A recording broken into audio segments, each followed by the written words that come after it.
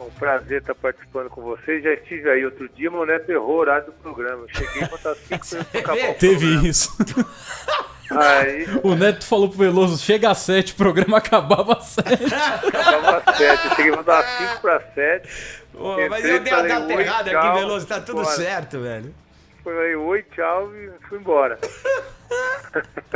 Mas e já falamos muito desse jogo também, né, Falamos hoje nos Donos da Bola na TV Bandeirantes, à 1h da tarde, né? E mandar um abraço pro Neto, que deve estar ouvindo a gente também. Ele tá se recuperando aí da cirurgia que ele passou. Em breve ele vai reassumir tanto o programa na TV como aqui na rádio. A gente tá torcendo por isso.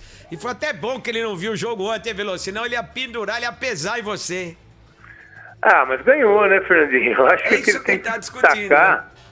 O que tem que destacar é a vitória, né? A proximidade de um título.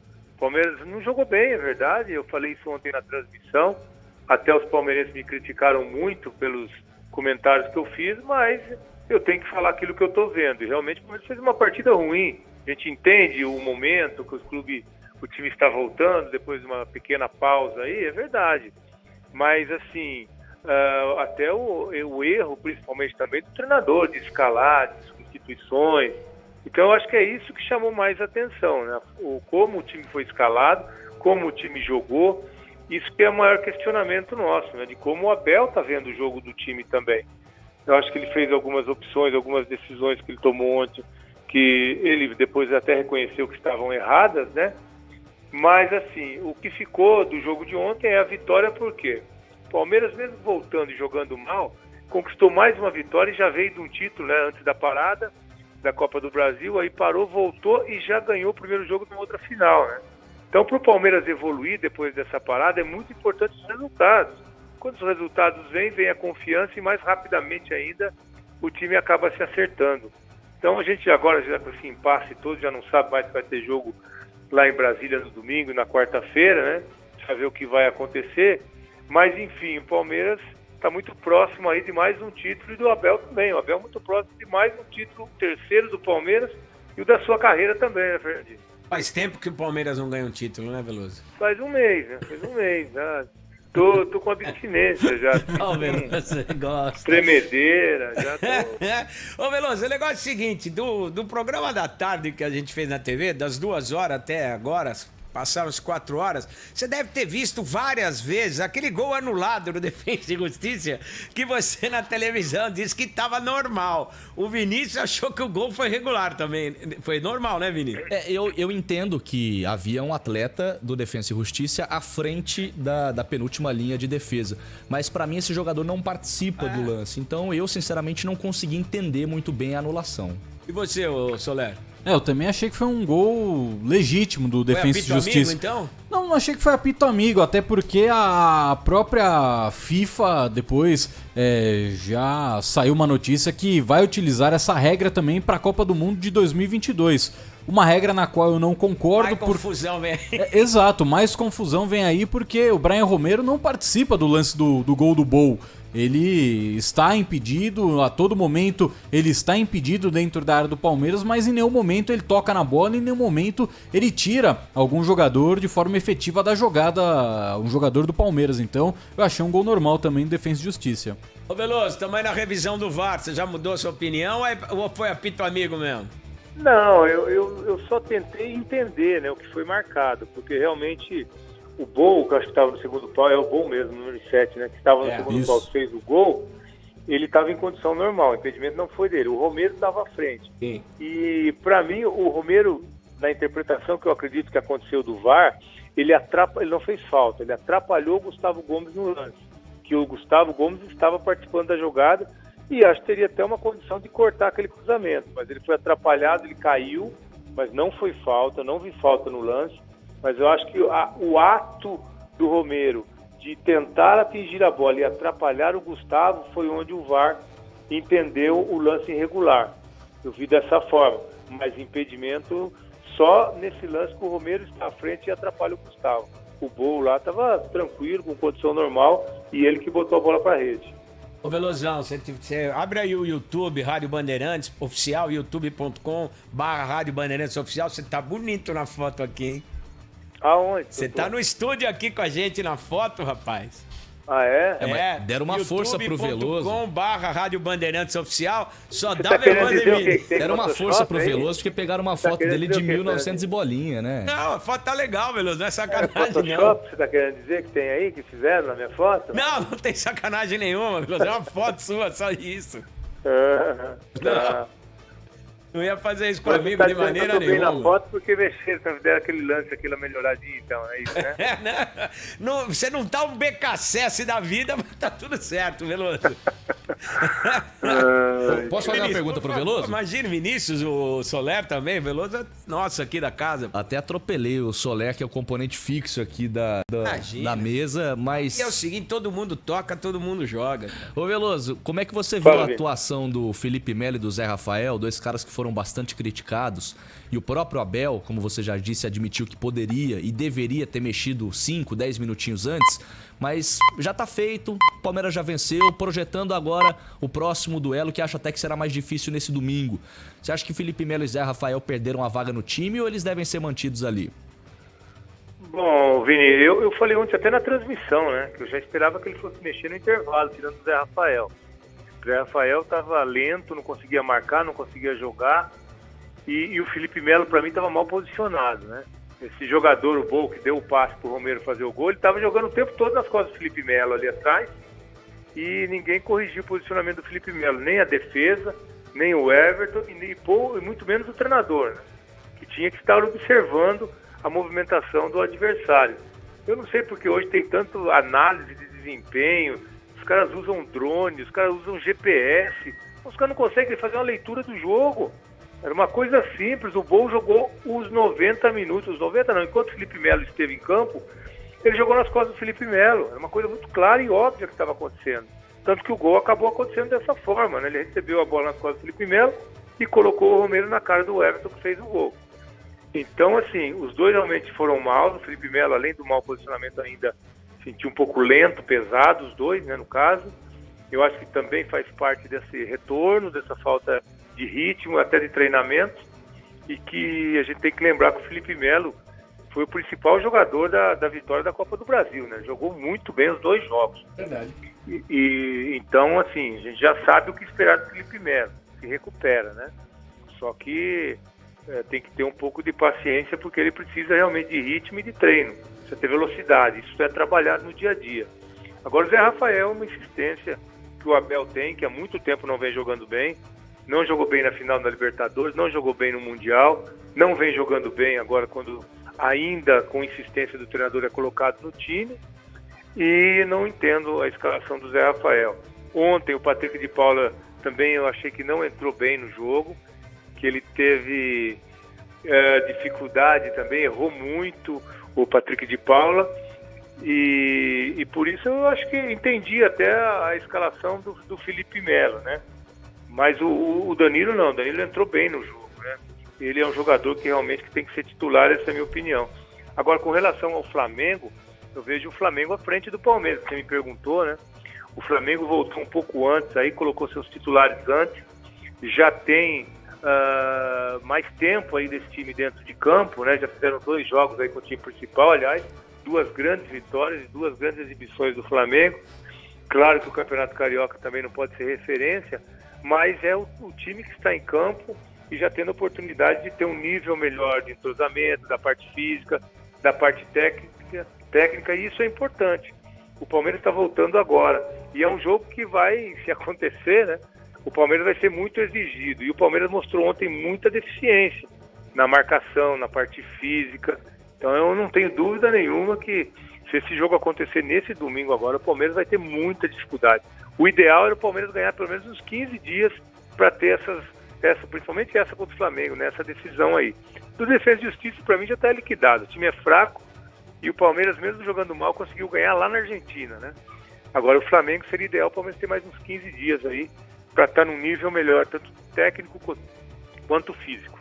E Veloso, você falou, né, a respeito da situação do Zé Rafael, que realmente é um jogador que há um bom tempo não consegue render para ser o titular do time do Palmeiras, mesmo assim o Abel continua insistindo no camisa 8 do Palmeiras entre os titulares. Mas eu queria te fazer uma pergunta sobre outro atleta que acabou entrando no segundo tempo e ver se você consegue explicar por que o Lucas Esteves entra de ponta esquerda e o Wesley fica no banco.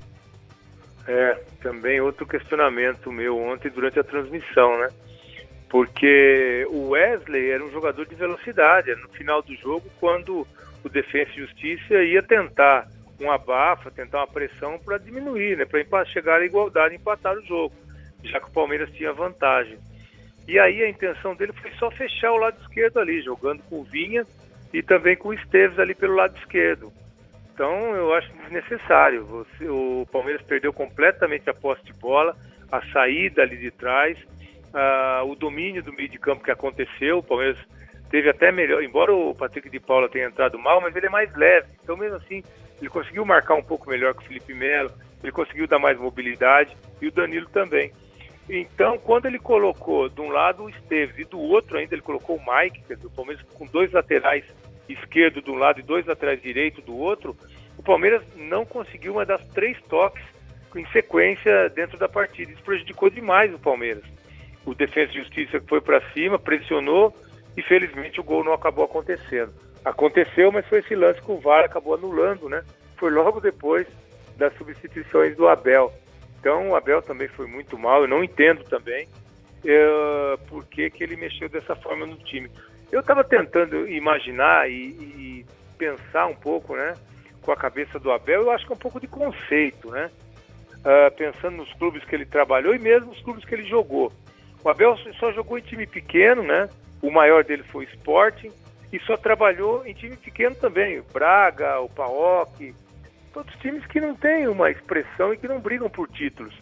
Então, muitas vezes, eu acho que o conceito dele de futebol é conquistar uma vantagem mínima e defender essa vantagem. Eu acho que ele expandir tem o horizonte, conceito. né, Veloso? Oi? Ele precisa expandir o horizonte, né? Exato. Hoje ele está num clube do tamanho do Palmeiras, um clube que vai brigar por Libertadores, vai brigar por Mundial, por Brasileiro, todo o campeonato que participar. Então eu acho que o conceito do Abel é que ele precisa entender que ele está num clube que é clube de ponta, que vai brigar por títulos. E que ele não precisa, quando acontece uma vantagem mínima, botar todo mundo lá atrás, fechar o time, colocar mais zagueiro, colocar mais laterais, volante. Não, o Palmeiras tem uma forma de jogar, até que com o Cebola já estava caminhando, depois ele veio e deu sequência. Mas essa forma dele mexer no time eu acho completamente desnecessário. O Palmeiras não joga assim, o Palmeiras não joga por uma vantagem mínima, não joga por uma bola. O Palmeiras é um time que joga por conquistas. E eu acho que o conceito dele precisa mudar, precisa se atualizar no Palmeiras. Tá bom. Ô, Veloso, só um minutinho. Vamos aumentar o nosso bate-papo aqui. Tá chegando mais gente na nossa roda aqui. Dá uma boa noite pro Rodrigo Fragoso, repórter da TNT, também um setorista quase que do Palmeiras, tá sempre acompanhando o time do Palmeiras. Boa noite, Rodrigo. Bom ter você aqui na Band. Fala, Fernandinho, boa noite pra você, boa noite pro Vinícius, pra toda a galera, o Solera que tá aí também, o Veloso, a Gabi, todo mundo. Vamos falar um pouquinho aí desse Palmeiras que gerou polêmica mesmo vencendo, né? O Palmeiras tem dessas. Venceu na Argentina e ainda assim gera muita polêmica. Bora pra esse bate-papo aí, obrigado pelo convite. Obrigado. Quem também tá com a gente é o Danilo Lavieri, colunista do UOL, meu companheiro de cobertura de seleção brasileira durante muitos anos. Bem-vindo, Danilo. Fala, Fernandinho, que saudade desse tempo, bons tempos, boas resenhas nas viagens. O cara cobria a seleção brasileira com o pé quebrado. Foi mesmo, eu tive que dar o sangue ali, digamos. Foi pro sacrifício.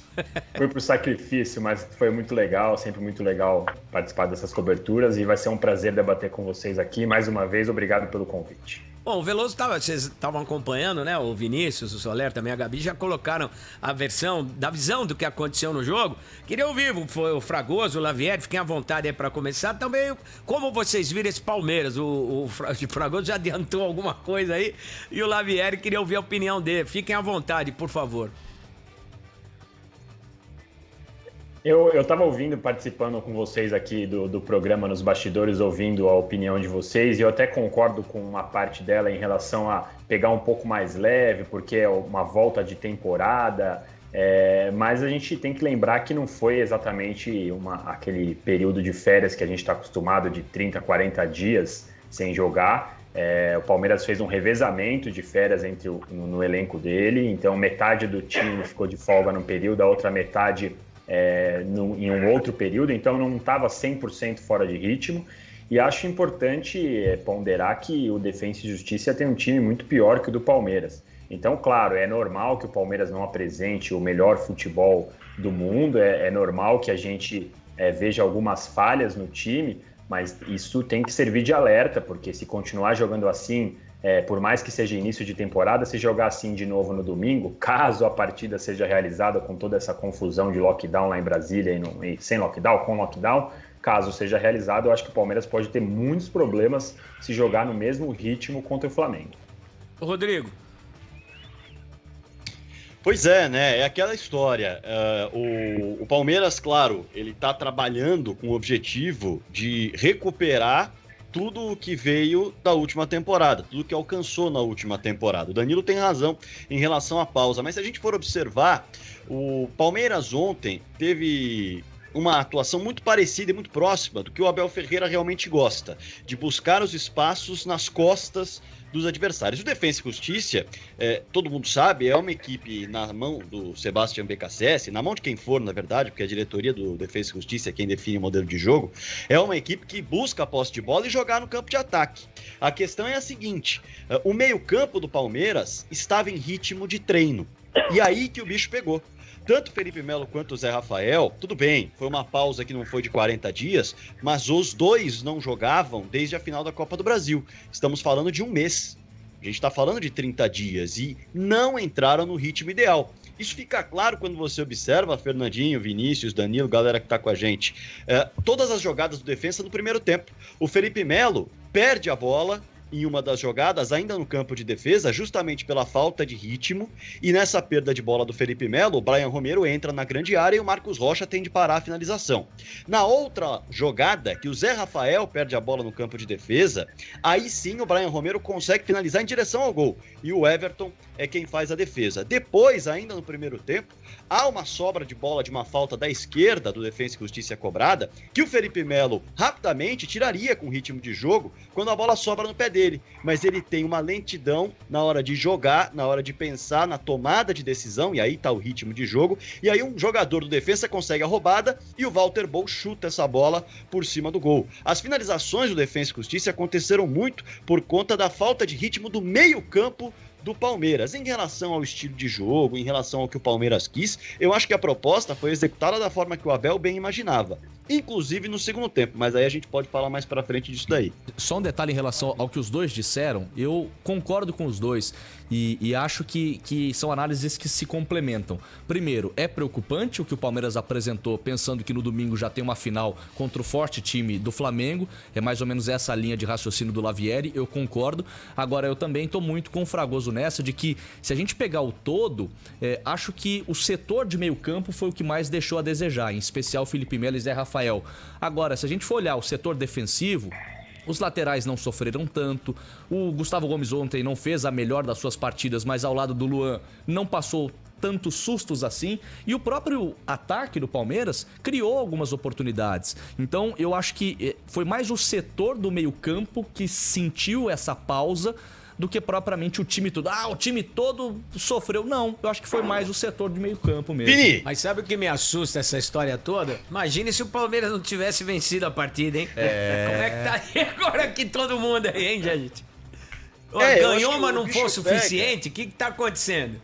O bicho pega fatalmente, e eu até acho que a análise do Danilo, ela não tá errada não, de fato serve de alerta, principalmente por alguns pontos que a gente pode abordar quando a gente for falar do duelo com o Flamengo. Mas é aquela história, o Rony, ele balançou as redes na oportunidade que teve e sofreu a falta que o Gustavo Scarpa colocou a bola nas redes para o segundo gol. O William, que é um atacante, é verdade, mas ontem apareceu muito mais como um homem de meio campo, quando aparecia nas jogadas. Ele serviu o Rony na assistência do gol, ele serviu o Breno Lopes no segundo tempo em uma assistência na qual o Breno chuta e a bola passa raspando a trave direita, e ainda no primeiro tempo ele também serviu o Rafael Veiga, num passe em profundidade que ele dá da lateral, o Rafael Veiga cara a cara com o goleiro acaba se enroscando no chute. Então, alguns pontos, claro, são pontos pequenos, são pontos curtos, são pontos, digamos, mais determinantes do que predominantes durante o jogo, sim, mas são determinantes e funcionaram. Agora, quando o papo é o jogo com o Flamengo, aí a gente tem que entrar também na memória do último jogo de Palmeiras e Flamengo, e aí eu acho que o bicho pega um pouquinho, o buraco é um pouquinho mais embaixo em relação ao Defensa e Justiça, que não é essa Coca-Cola toda, mas também não é essa ruindade toda. É uma equipe que deu trabalho pro Boca Juniors, até muitos jornais locais, jornais argentinos disseram que o Defensa e Justiça deveria ter vencido o duelo com o Boca Juniors e também empatou com o Vélez Sarsfield 0-0, que é líder do seu grupo no campeonato argentino. E tá em período de transição, trocou de treinador, saiu o Crespo, entrou o BKSS, é só o 8º jogo do treinador. Então eu acho que existem alguns contextos a serem colocados, mas a história muda quando o jogo é com o Flamengo, aí a gente tem que puxar um pouco mais na memória para trazer uma análise melhor. E é claro, né, pegando um time do Flamengo, um time já estruturado, atual campeão brasileiro, mas queria primeiramente, né, dar boa noite pro Fragoso, também pro Lavieri, e iniciar a pergunta pro Veloso, se para esse jogo contra o Flamengo, já que o meio de campo do Palmeiras foi o fator negativo, Veloso, você mudaria a dupla de volantes do Palmeiras para esse jogo contra o Flamengo? Então, ontem... O Antônio tá aqui, subindo no meu colo. O Patrick de Paula, como eu disse, também não entrou bem, né? Mas eu acho que seria importante um meio-campo mais leve, com Patrick e Danilo. O Danilo entrou bem. O Danilo é um jogador que tem entrado bem, que quando tem oportunidade vai bem. É um jogador que dá mais agilidade a esse meio-campo, fica mais leve. E eu acho que até o Veiga pode crescer. O Veiga também estava bem discreto ontem. Eu acho que ele pode crescer com esses dois jogadores ao lado dele no meio de campo. Então, eu mudaria, né? Nesse momento agora que percebe-se que os dois não estão no nível ideal, principalmente com um confronto como esse. O Flamengo tem um time rápido, né? Um time que tem que ser muito bem marcado, principalmente nesse setor de meio campo. Se você não conseguir marcar o Everton, o Bruno Henrique, o Gabigol que vem por ali, a Arrascaeta, o Gerson, quer dizer, é um problema muito sério.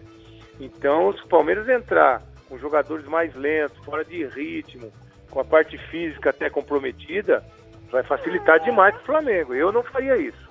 Eu não tenho esse temor todo, viu, pessoal, pra esse jogo contra o Flamengo. O Flamengo tá, de repente, só tá mais tempo jogando que o Palmeiras. É só isso. Dá comida pro moleque aí, Veloso. Acabei de dar a jantinha dele. Ô, Ele quer ficar comigo aqui.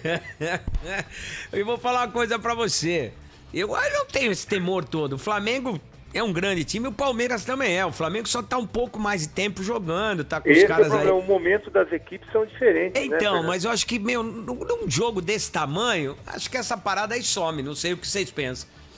Eu acho que o Palmeiras vai ter dificuldade se entrar da forma como entrou no meio, sim. Porque ficou muito claro que tanto Felipe Melo como o Zé Rafael não estão em condições ainda, principalmente num nível de jogo como esse, contra uma equipe rápida. O Palmeiras vai ter muita dificuldade se ele mantiver esses dois jogadores no meio campo. Eu não tenho dúvida nenhuma sobre isso. Eu concordo.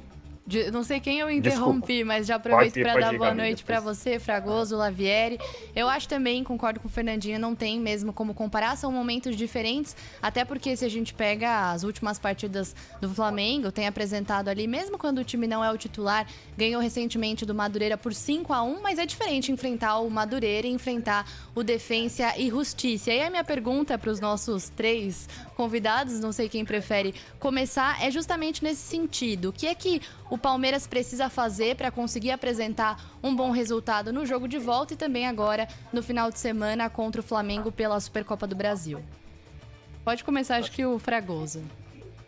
Vamos lá, Gabi. Eu acho que quando eu mencionei a questão de buscar um pouco atrás, um pouco lá no último jogo, algumas respostas, essa equipe do Flamengo que venceu o Palmeiras por 2-0 na partida pelo Campeonato Brasileiro, ela é a mesma. Em escalação, ela não mudou. Mudou só o goleiro. colocando, claro, em comparação com o jogo que o Rogério Ceni colocou o time diante do Madureira. E o ponto é o seguinte, quando o Palmeiras perde o confronto para o Flamengo por 2-0, e aí muita gente vai falar que havia um desgaste grande do Palmeiras e tal, e isso pesa também, o Palmeiras sofreu muito também, taticamente, pelo menos na minha visão, porque colocou uma marcação que tinha só o Danilo como homem de marcação num 4-1-4-1. E aí o Flamengo colocou o Everton Ribeiro e o Arrascaeta ali no meio, e o Danilo teve que se virar sozinho com os dois.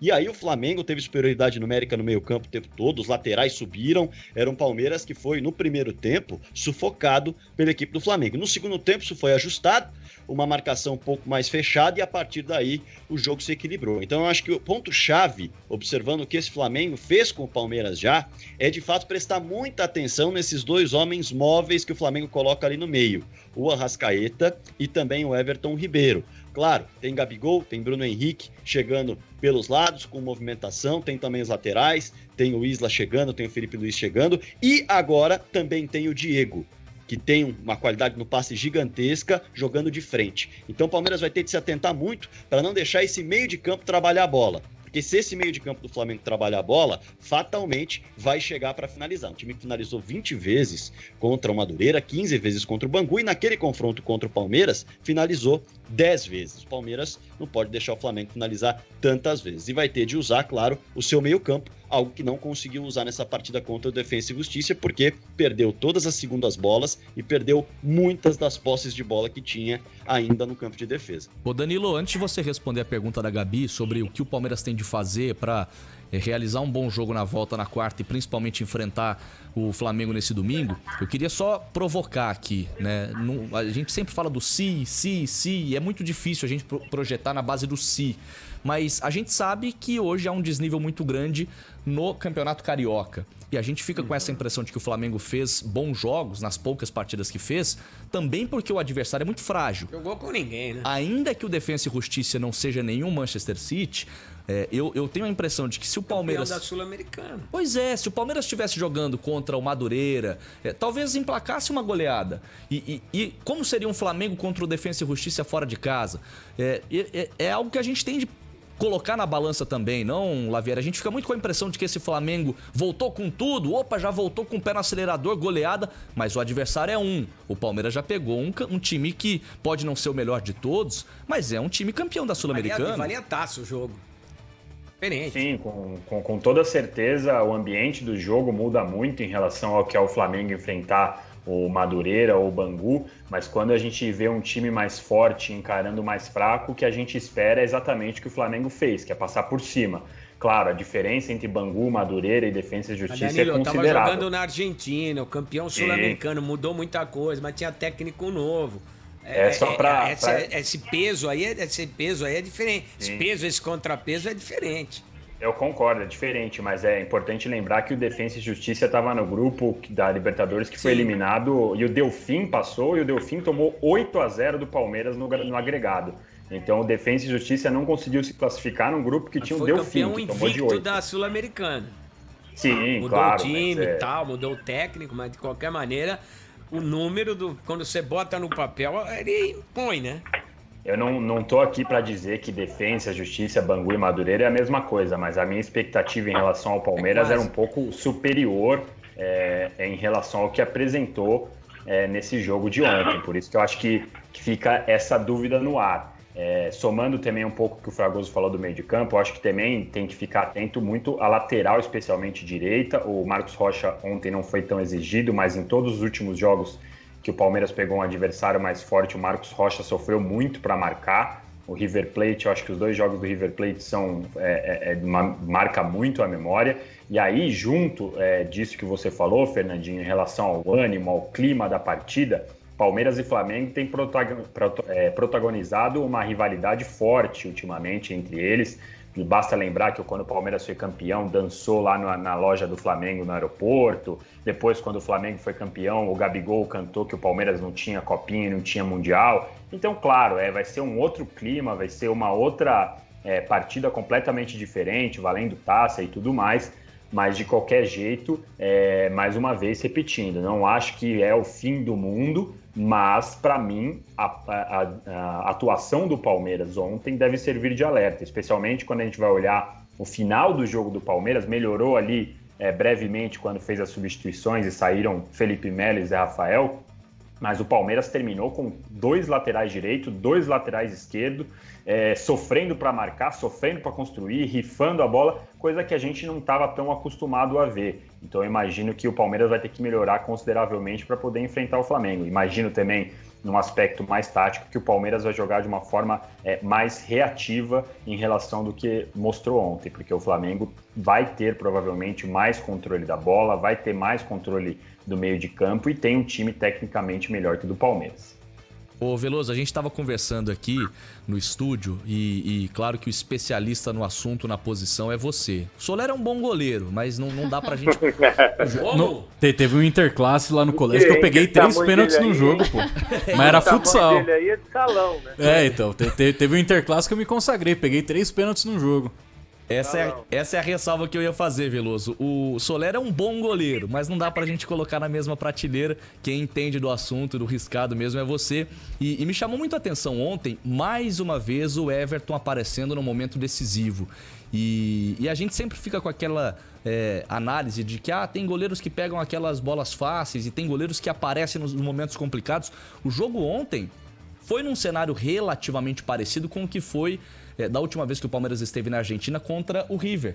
A vitória por 3-0 foi excelente, mas pouca gente lembra que com 3, 4 minutos de jogo contra o River, o Everton fez uma defesaça. E ontem, mais uma vez, né, Veloso, falta muito pra gente imaginar uma disputa de igual para igual pela titularidade da seleção. Hoje, você acha que o Everton já tá nesse patamar de Alisson e Ederson? Posso complementar a tua pergunta, Vini? Fica à vontade. Veloso, vou aproveitar o espaço para te fazer uma pergunta que complementa... Fragoso que também é goleiro, né? Verdade. É verdade, por isso que eu preciso aproveitar para ouvir, né? Goleiro... Só bom, tem frangueiro jeito, nessa né? parada, né? Tirando o Veloso. Não vou negar. Com o Veloso, então aí não tem como... É o seguinte, deixa eu perguntar pro Veloso uma coisa, complementando a pergunta do Vini Bueno. Veloso, eu ouvi já algumas pessoas falando que o Everton, ele não é um goleiro de defesas plásticas, de muitas defesas, por exemplo, na famosa ponte, em que a foto fica linda, porque ele é um goleiro que se posiciona muito bem. Aliás, se posiciona muito bem, fugindo da média dos goleiros brasileiros. E por isso, ele não aparece tanto com defesas milagrosas, porque ele já se antecipa. O posicionamento dele é tão bom que a defesa fica um pouco mais fácil. Isso é uma impressão errada ou faz algum sentido? Não, faz sim, né? Primeiro, respondendo o Vini, eu acho que ele já está, para mim, ele já deveria ser o goleiro titular da seleção. Ele já está no nível dos dois. É que muitas vezes a gente valoriza muito mais o jogador europeu, que está jogando os campeonatos europeus, do que os nossos aqui, né? Então, a gente tem que lembrar de quando o Cebolinha foi convocado pelo Tite, ele era a terceira opção, de repente ele entrou na Copa América e foi um dos principais jogadores do Brasil, né? Então, até o treinador olha pouco para o nosso futebol e valoriza pouco os atletas que estão aqui. Para mim, o Everton já deveria ser o titular da seleção. Se eu pudesse dar um conselho para ele, eu já falei, eu diria que ele precisa começar a tomar chimarrão. Acho que só falta isso para ele ser o goleiro titular da seleção. O resto ele já tem. O resto ele já tem. Se ele começar a tomar chimarrão, ele já vira titular rapidinho. Porque condição para isso ele tem. Agora, ele realmente é um goleiro que é estilo isso, né? Do goleiro que gosta de saltar muito, do goleiro que é mais posicionamento, do goleiro que não é espalhafatoso. E o Everton é assim, e me agrada muito quando o goleiro é assim. Eu acho que você não precisa tornar uma coisa que é fácil, difícil, só para impressionar. Parece até que é falta de confiança naquilo que você faz, né? E o Everton é dessa forma, ele se posiciona bem, mas outra característica dele importante é a velocidade, né? A explosão muscular que ele tem, a reação que ele tem quando é exigido dessa forma. No Mundial ele fez uma defesa sensacional de cabeça, né? Que ele conseguiu dar a passada ainda e salta. A outra que ele saltou sem dar passada, no lugar ele já conseguiu fazer a defesa, o Ginásio que cabeceou, Ginac, né? Ginac, e ele fez a defesa. Então ele realmente está num momento muito bom. Eu acho que ele aperfeiçoou muito, a chegada dele no Palmeiras também foi importante, aquela disputa naquele momento com o Fernando Praz, ele evoluiu, porque eu via no Everton assim, um goleiro bom, mas um goleiro que ainda tinha alguns detalhes para serem aperfeiçoados da parte técnica. Por exemplo, eu via muito ele rebater muito essa bola para frente no Atlético Paranaense. No Palmeiras ele corrigiu isso. Embora ele tenha rebatido uma bola ontem, mas tinha um grau de dificuldade, ele rebateu uma para dentro da área, mas poucas vezes a gente está vendo ele fazer isso hoje em dia. Ele corrigiu isso. Ele está um goleiro muito seguro, muito tranquilo e muito veloz. Ele disse que, inclusive, o peso dele mudou de quando ele jogava no Atlético Paranaense para o peso dele que ele tem jogado no Palmeiras. Então, essa disputa acrescentou muito para ele. Ele percebeu que ele tinha que melhorar o peso, melhorar a parte física, desenvolver a parte técnica. E ele com os pés, muito. Né? Ele joga com os pés, Veloso. Por Joga isso que ele foi bem convocado para a Olimpíada. Então, eu não tenho dúvida que se ele for o goleiro titular da seleção nesse momento, a gente vai estar muito tranquilo com relação a ele. Até porque o Alisson também não vive mais aquele grande momento de quando o Tite colocou como titular, e ele realmente foi muito bem nas eliminatórias e o período até da Champions, quando o time dele foi campeão, né, o Liverpool. Agora eu acho que realmente o momento é do Everton. Bem, minha gente, o que chamou a atenção ontem também, não é comum, em determinado momento do jogo nós tínhamos 4 laterais, 2 direitos, 2 esquerdos em campo, e normalmente o cara quando é lateral, ele foi meia, né? Às vezes o cara é meia, peraí, tua bola não é pro meia, pra ser meia, vem pra lateral. E eu achei... Queria saber da opinião de vocês, como vocês viram essa situação incomum no nosso futebol, mas está dentro do repertório do Abel Ferreira. O Abel ele tem feito... desculpa, Vini. Não, por favor, você como um legítimo camisa 9 aí, que gosta de receber passe de meias e não de laterais improvisados, fique à vontade, meu parceiro. Mas em mim não fez gol ainda não. Eu tenho que falar que o Fragoso salvou a gente na pelada da imprensa mesmo. Tem que elogiar a atuação dele como goleiro. Mas o Abel ele tem testado, né? Colocar esses jogadores, esses pontas, como os laterais como pontas. Começou com o Mike, então ele jogava com o Marcos Rocha mais recuado e o Mike mais à frente. Eles se ajudavam na hora de um cobrir o outro. Ele fez um teste também com o Scarpa, deslocando para a esquerda. De fato, é uma novidade no que a gente está acostumado a ver aqui no futebol brasileiro, especialmente. Achei que o Mike ele teve até boas participações quando jogou dessa forma. A minha questão principal nesses testes é o Esteves. Eu acho que o Esteves não tem ainda mostrado futebol suficiente para ser titular no Palmeiras. Acho que nesse caso poderia até testar mais com o Vitor Luiz também, que voltou já do Botafogo, já fez jogos pelo Paulista.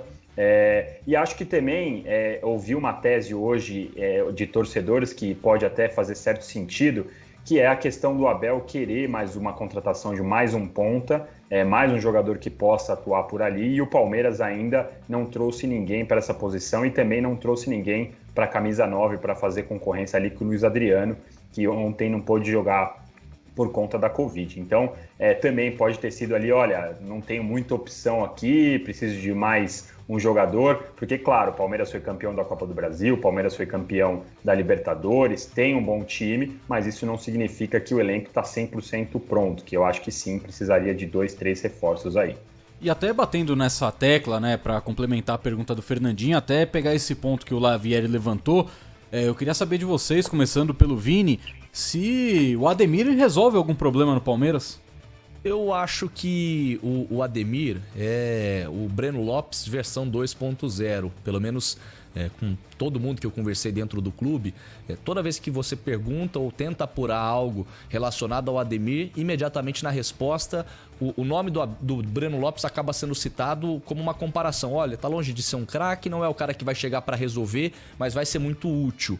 E eu sinceramente acho que seria mesmo, acho que é um jogador que chegaria para compor, não chegaria para resolver, mas pela falta de opção hoje, sobretudo aí no ataque do Palmeiras, eu acho que seria uma contratação interessante, não seria tão caro. Então, pro cenário de mercado hoje, eu acho que seria interessante. Em cima disso que você falou, Vinícius, tem uma coisa também que o Palmeiras não precisa gastar dinheiro e pode resolver a vida dele. Galera, por que não deixam o Borja jogar e vocês acham que ele teria espaço nesse elenco, nessa maneira de jogar o Palmeiras? Vamos lá.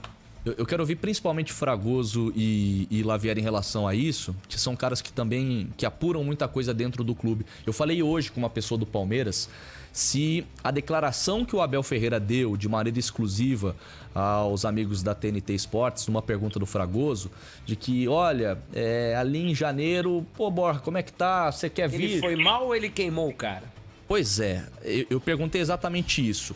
O Borja conduziu mal a situação? Se ele tivesse respondido de uma outra maneira, mais pianinho e viesse para treinar, ele seria aproveitado? Hoje, dentro do clube, uma pessoa me disse o seguinte: a questão não tá tanto assim ligada ao Abel. Já havia um entendimento dentro da diretoria que o Borja não seria útil, não seria aproveitado. Hoje o Palmeiras quer fazer dinheiro com o Borja. Não sei se vocês têm alguma apuração diferente. Mas se não jogar, não vai. A informação que eu tenho, pelo menos, é de que a diretoria do Palmeiras tem o objetivo, sim, de recuperar parte do investimento no Borja, entendendo que ele é um jogador absolutamente limitado. Pelo menos isso foi o que eu ouvi. Ele é um cara que pode funcionar em um tipo de jogo. Ou seja, ele é limitado.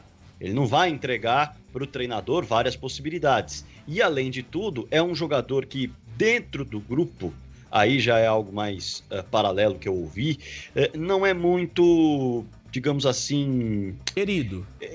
Não é nem ser querido, ele não consegue desenvolver relações. Ele é desligado, vive Ele no é um cara mundo da lua, difícil né, de desenvolver. Ele vive em Nárnia.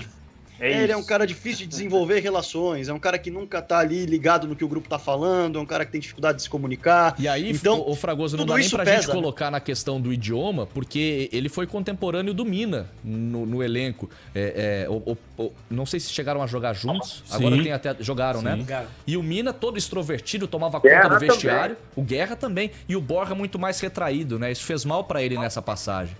Fez mal pra ele, e é aquela história, o jogador, ele não é um robô, ele é um ser humano, e o Abel Ferreira sabe disso, então a personalidade desse atleta também faz parte do que ele pode entregar dentro de campo em momentos decisivos, e o Borja não tem essa cara de jogador pra aparecer em momentos decisivos vestindo a camisa de um grande clube do futebol brasileiro. Ele foi muito bem no Atlético Nacional, sim, lampejos que apareceram numa reta final de Copa Libertadores da América, houve um encaixe, mas se você olhar toda a carreira do Miguel Borja, você vai ver uma instabilidade absolutamente gigantesca. Então, o Palmeiras, pelo que eu pelo menos ouvi falar, não enxerga no Borja a solução de um problema e quer o quanto antes fazer dinheiro com ele. E aí, ele ainda deu essa pisada na bola com o Abel Ferreira de falar que só voltaria para o Brasil para realizar treinamentos se ele fosse inscrito na Libertadores. Se ele não fosse, ele nem viria para conhecer o Abel. Acho isso natural.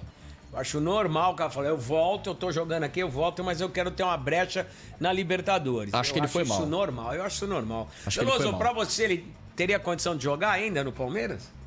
Eu acho que não. Não, o jogador que não tem recurso, né? É um jogador que só tem um tipo de jogo para ele. É um jogador que só joga com a bola na frente para ele poder finalizar. Um jogador que não consegue jogar com a bola aérea, um jogador que não consegue sair da área. É um jogador que tem que jogar com velocidade nas costas do zagueiro, para ele arrematar. Então o time tem que jogar em função dele. E ele não é um jogador tão decisivo assim, com esse recurso todo, para que o Palmeiras invista no modelo de jogo para que possa encaixar o Borja. Não é esse jogador. Então eu acho que a passagem dele do Palmeiras foi muito ruim, muito apagada, e ele não vai ter uma nova oportunidade, principalmente exigindo estar inscrito numa Libertadores para poder retornar, né? Então acho que foi mal o Borja também. Ele não está numa condição de exigir nada do Palmeiras não, nem do treinador. Ô Veloso, a gente não vai te atrapalhar mais não, porque o Antônio deve estar com fome, o moleque vai ficar bravo com todo mundo aqui. Qual vai ser o jantar do Antônio? O Antônio já comeu ali, ele come muitos legumes. Um arrozinho com legumes e carne moída, já jantou já. A Cris é boa de cozinha aí? Ela faz direitinho a comida? A Cris é ótima, acabou de fazer a comida dele, agora vamos mexer. Agora nós pedimos aqui uma comida japonesa, daqui a pouquinho tá chegando aqui, do nosso amigo aqui. E a gente vai... O Kida, isso aí mesmo. Obrigado, Sérgio. É o Eric, gente boa. O Eric vai mandar aqui a comida japonesa pra gente. Você pediu saquê, Veloso? Saquê não. Saquê não. É uma cervejinha mesmo, Fernando. A sorte do Veloso é que nós estamos em momento de pandemia e essa aglomeração não é recomendada, senão sairíamos daqui todos nós pra pegar a baixada e comer um japonês com o Veloso. Não é baixada não, tô aqui do lado agora. O Veloso mudou, nosso vizinho agora na Band, voltou pra cá. O que as férias não fazem, hein? Sair de férias é como o Vinícius, pegou o seu jato particular e foi para uma ilha nos mares do sul, no Atlântico Sul, lá embaixo, quase ali perto da África do Sul, tá no Papete, Ilhas Maurício, no Pacífico, Ilhas Maurício, eu tava me fugindo o nome, e ele ficou meio alheio ao mundo, inclusive ele martelou o celular dele, quebrou inteiro, porque ele queria um 12 novo. Achei que o Veloso tava na baixada, ainda voltei, o homem já tá do lado da Band. Não, tá certo. Veloso, obrigado, um beijão pra Cris, pro Antônio, e a gente se vê amanhã nos Zonos da Bola. Obrigado pela gentileza, viu? Valeu, Fernandinho. Boa noite a todos. Um grande abraço e estamos à disposição aqui. Tá legal? Bom jantar. Valeu.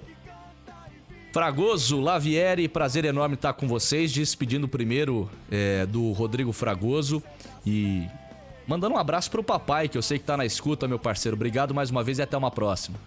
É verdade, um abraço pro Vagnão que tá na escuta aí, tá acompanhando sempre que pode. Corintiano? Ele... Não. Melhor não falar o time dele, porque senão já vão começar a criar teorias qual é o meu time, tá? Então o time dele é tudo. Mas o time dele tem a cor branca também, né? Tem, a cor branca tem. Então é um dos 4 grandes. Branco dos olhos.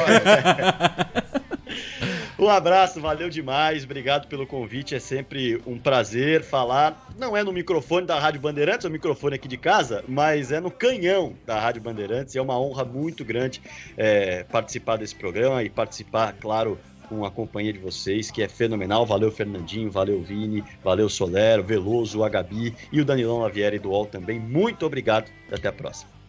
Valeu, Fragoso. Danilo Lavieri também, gentilmente sempre nos atendendo. Já havia participado contigo, né, Soler, de Na Dividida, Isso, né? Os dois participaram. Os dois, né? Na Dividida, os dois aí sempre participando bastante. É sempre bom ter profissionais do nível de Danilo Lavieri e Rodrigo Fragoso aqui também na nossa companhia. Valeu, meu parceiro. Valeu, muito obrigado pelo convite aí, é sempre um prazer participar com o Fernandinho, companheiro de jornadas. Cresci assistindo o Fernandinho na televisão, agora estou participando aqui de programa com ele. Sinal de evolução, também sempre ouvi a Rádio Bandeirantes com meu avô, que também está na escuta, pessoal do Jogo das Estrelas. Como chama o vovô? Miguel. Seu Miguel, obrigado, hein? E Jogo das Estrelas, um grupo de amigos meus que a gente só fala de futebol, estão todos aqui na escuta, discordando de mim, me xingando aqui no grupo, mas faz parte. Valeu pelo convite aí e estou sempre à disposição para as próximas. Um abração.